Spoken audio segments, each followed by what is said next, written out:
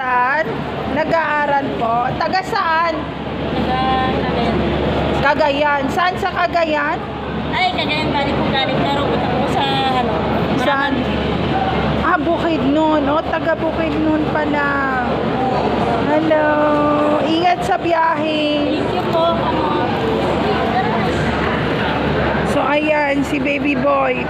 Ganyan yung kapanahunan ni Hero ni Gabi. Grabe, takbo-takbo ako sa airport. May story ako sa yung mga ginagawa ni Hero ni Gabi nung baby pa sila.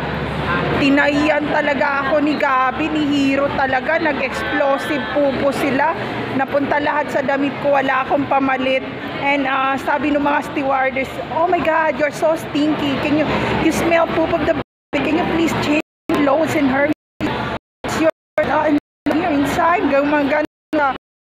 So yun, sabi ko sa kanya, hindi nyo na-experience maglagay ng diaper ng mga baby nyo.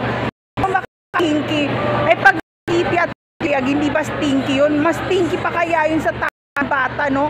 Ang lalandi nyo, wag ako gawin yung tanga.